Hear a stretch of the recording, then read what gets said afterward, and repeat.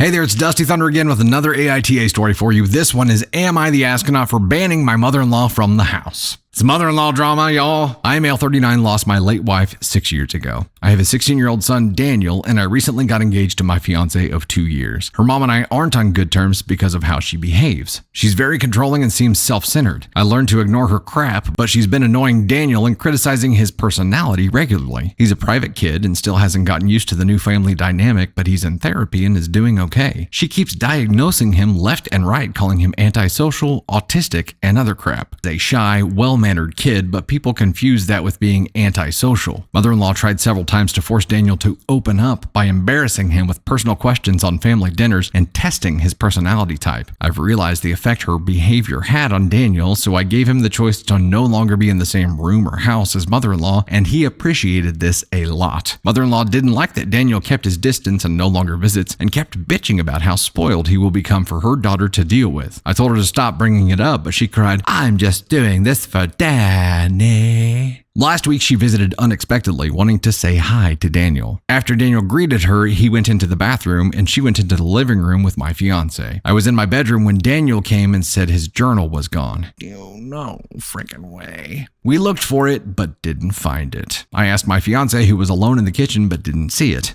I paused for a second to ask where mother-in-law was. My fiance said in the living room, but I saw her coming down the stairs. I asked where she was. She said the bathroom. I saw her purse in hand, so I bluntly asked if she took Daniel's journal. She looked offended and called for my fiance when I insisted to see inside her purse. She wanted to leave, but I didn't let her. Fiance told me to stop it, but I insisted, and the journal was there. Dun dun dun! And we would have gotten away with it too if it weren't for you pesky kid. Mother-in-law tried to explain this was her only chance to get to know Daniel better because she cares about him. I blew up at her and berated her for stealing from my son and told her she's banned from my house for the stunt she pulled. She argued with me, then left. My fiance apologized for her, but said banning her from the house was over the top. Bro.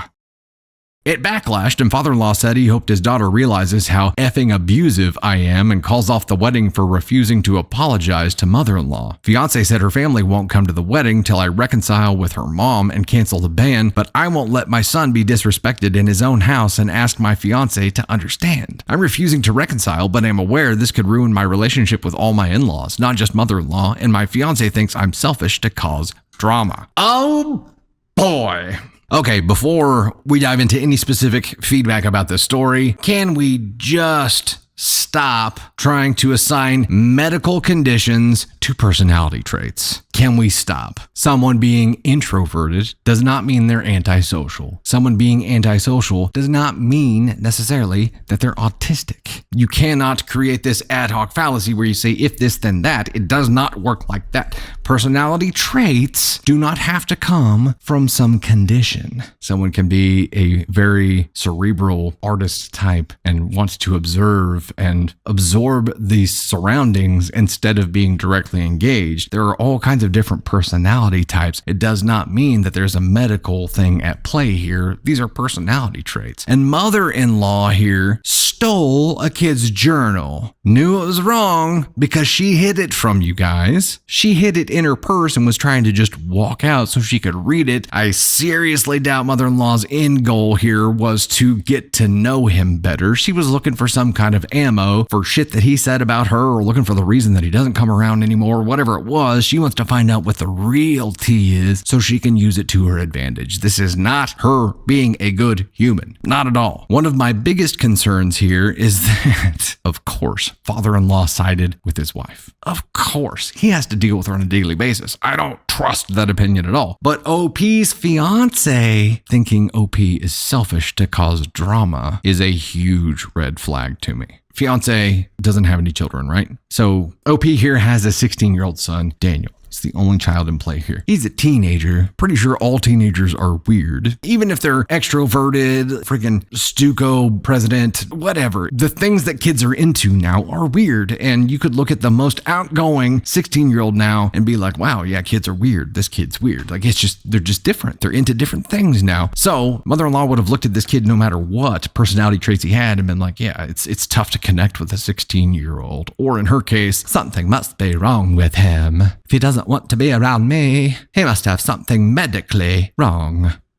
That's her viewpoint here. Number one, if he is on the spectrum, who cares? What is that going to change about their relationship? Is it just going to be an excuse that she can use and then she'll start spouting that off to embarrass him in front of people? I don't understand the point of what she's trying to do. A personality trait is a personality trait no matter what exists underneath it. If you're still going to try to connect with someone, you try to connect with their personality, not with their label. Right? Does the label make you approach things differently? I mean, unless you're doing it in like a medical or some kind of therapeutic way. This was all selfish motive by mother-in-law here. There was nothing pure about it. Taking a journal from a kid. There's over the top and there's crazy over the top. Father-in-law saying that OP is effing abusive here is laughable. Fiance thinking that you're being selfish to cause drama is a major red flag to me about how she is going to protect your child as well. You're getting married. Even though your kid is 16 years old, he's still your kid. Going to become a stepkid to your fiance here. I would expect her to at least consider all sides and to not just say, I think you're being selfish and causing drama. Red flag, bro. And at the end of the day, you have to look at the future of this and say, what does the future of this look like? What do family events look like? Is mother-in-law ever going to drop this? Am I ever going to be able to allow her in this home? Can't trust her. She tried to steal my kid's journal and not tell me about it. How are you supposed to trust someone like that? And does that negate my entire relationship with my fiance now?